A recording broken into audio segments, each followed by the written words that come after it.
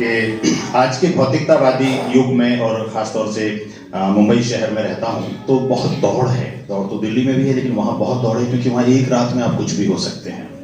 तो उसके बीच में एक कविता मेरे जहन में आई थी, शायद मैं अपनी बात पहुँचा पाऊँ कि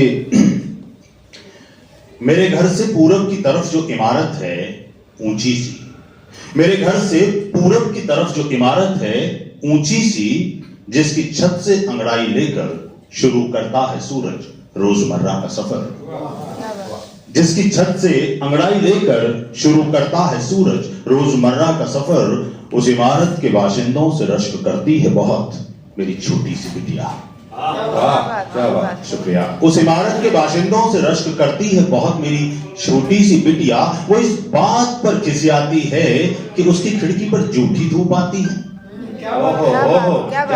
वो इस बात पर खिसियाती है कि उसकी खिड़की पर जूठी धूप आती है। उस इमारत के इतना करीब क्यों है सूरज? उस इमारत के इतना करीब क्यों है सूरज कि उस इमारत के बच्चे सूरज की मूंछों में उंगलियां घुमाते होंगे? क्या बात। उस इमारत के बच्चे सूरज की मूंछों में उंगलियां घुमाते होंगे और कई दफा सूरज के जगने से पहले मुट्ठी दो मुट्ठी धूप अपनी जेबों में भर लाते। बहुत शानदार, बहुत शुक्रिया, बहुत शुक्रिया। काश खरीदा होता पापा ने भी घर उसी इमारत में, काश खरीदा होता पापा ने भी घर उसी इमारत में, तो हमारे भी इतना ही करीब होता सूरज। मैं समझता हूं उसे अभी ये समझाना ठीक नहीं होगा कि सूरज हर एक इमारत से उतनी ही दूर दिखाई देता है। मैं समझता हूं उसे ये समझाना अभी ठीक नहीं होगा कि सूरज हर एक इमारत से उतनी ही दूर दिखाई देता है। उस ऊंची इमारत तक आने से पहले शायद कोई ऊंचा पर्वत उसकी धूप भी चख लेता है। उस ऊंची इमारत तक आने से पहले शायद कोई ऊंचा पर्वत उसकी धूप भी चख लेता है। जितनी आती है अपनी खिड़की पर, जितनी आती है अपनी खिड़की पर, बस उतनी धूप ही सच्ची है, बस उतनी धूप का मानी है। और बाकी सूरज किसका है, क्यों है, ये बहस यहाँ बेमानी है। वाह क्या बात, बहुत शुक्रिया। बहुत जितनी आती है अपनी खिड़की पर, बस उतनी धूप ही सच्ची है, बस उतनी धूप का मानी है। और बाकी सूरज किसका है, क्यों है, ये बहस यहाँ बेमानी है। मैं फुसला देता हूं उसको ये कहकर कि सूरज को समझाऊंगा कल कि सूरज कुछ यूं किया करे, कभी उस इमारत से तो कभी इस इमारत से अपना सफर शुरू किया। बहुत बढ़िया लगी। आप और भी सुना सकते हैं, आप चाहे तो सुनाए बिल्कुल। मैं तो समय का तो ख्याल सबको रखना ही होगा, तो मैं चंद दोहे रख देता हूँ अगर आप इजाजत है। आप कहें तो मैं रख दूँ। बिल्कुल। एक समझदारी ये भी है, जब बड़े बड़े गजलकार बैठे हो ना, तो हम जैसे जो नौसिखियां गजलकार हैं उनको उस रास्ते से बच जाना चाहिए। आलोक भैया बैठे हैं सामने, सर बैठे हैं, विष्णु जी बैठे हैं, आरती कीर्ति काली जी बैठी हुई है, निगम साहब बैठे हुए पीछे, 4-5 सर सुना देना चाहिए, परख हो जाती है। सर वो परखना नहीं, सर पर्सनली घर में जाके ले लेनी चाहिए, पब्लिकली नहीं आनी चाहिए। यहाँ पब्लिक का कोई नहीं, हम सब घर के लोग हैं, ये पूरा परिवार भी है। चलिए कोई चंद भी रखता हूँ। जी श्योर। दो नैनों ने मान ली दो नैनों की बात, दो नैनों ने मान ली दो नैनों की बात, दो जोड़ी नैना जगे सारी सारी रात, दो जोड़ी नैना जगे सारी सारी रात। तेरी मेरी प्रीत का ऐसा है प्रारूप, तेरी मेरी प्रीत का ऐसा है प्रारूप, शीतल शीतल हो गई इसमें ढलकर धूप, शीतल शीतल हो गई जिसमें ढलकर धूप कितने आकर चल बसे जग के ठेकेदार। ऐसा लगता है हम ही चला रहे हैं सब कुछ। कितने आकर चल बसे जग के ठेकेदार, पल भर भी ठहरी नहीं दुनिया की रफ्तार। वाह वाह, पल भर भी ठहरी नहीं दुनिया की रफ्तार। और एक बिंब रखने की कोशिश की है कि जी जी स्वागत।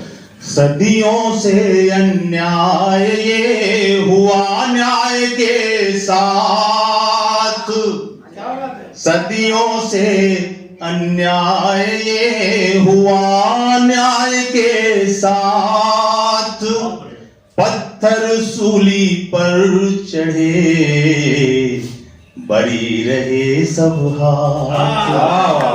पत्थर सूली पर चढ़े बरी रहे सब हाथ। शोर शराबे चीखते आज के माहौल में के शोर शराबे चीखते लज्जित बैठा मौन।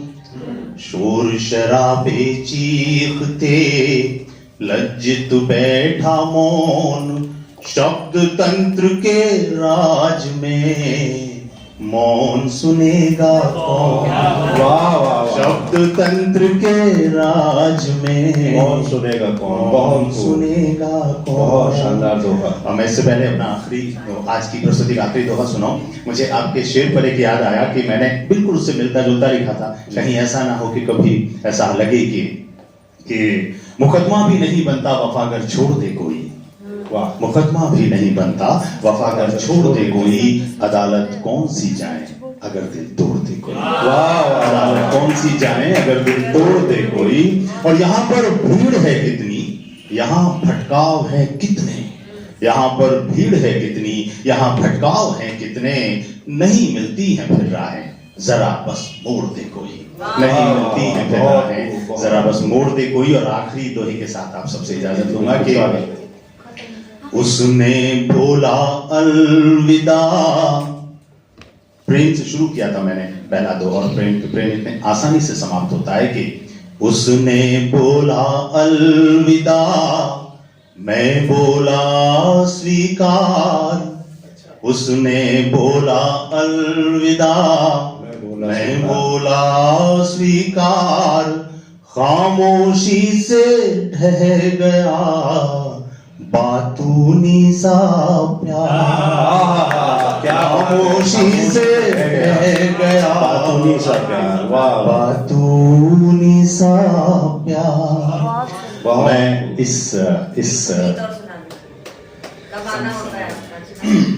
सुनाइए सर उसमें। एक गीत का आदेश हुआ है तो मैं एक छोटा सा गीत रखता हूँ आपके सामने, वो भी प्रेम पर ही रखता हूँ। सर मतलब आप बैठे हैं सामने और मेरी उम्र है अभी आलोक भैया के हिसाब से मेरी उम्र है। सीख रहा हूँ इस तरह भी इश्क मेरा मैं जतलाना। सीख रहा हूँ इस तरह भी इश्क मेरा मैं जतलाना।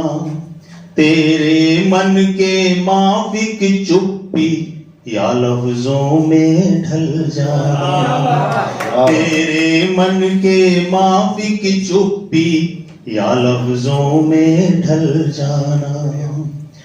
तेरे सारा झगड़ा इस बात का है कि मैं जो कहता हूं वैसा क्यों नहीं करती हो या वैसा क्यों नहीं करते हो। प्रेम दूसरे के अनुसार ढलना सिखा देता है। तेरे मन के वो सब कोने जिनमें सीलन बसती हो। तेरे मन के वो सब कोने जिनमें सीलन बसती हो। जिन लम्हों को दुनिया सारी शर्मिंदा सा करती हो। उन कोनों उन लम्हों पर भी अपने चुंबन रख जाना। तेरे मन के माफिक चुप्पी क्या लफ्जों में ढल जाना। बहुत। एक छोटा सा बंद और रखता हूँ कि जी जी स्वागत। तेरी ना और मेरी हाँ में अगर कभी जो ठन जाए, तेरी ना और मेरी हाँ में अगर कभी जो ठन जाए, झुकने और झुकाने जैसी माना हालत बन जाए, तेरी ना के आगे हंसकर, तेरी ना के आगे हंसकर अपनी हाँ को सिमटाना सीख रहा हूँ इस तरह भी इश्क मेरा मैं जतलाना। वाह वाह। तेरे मन के माफिक चुप्पी या लफ्जों में ढल जाना। बेहद शानदार प्रस्तुति रही आप।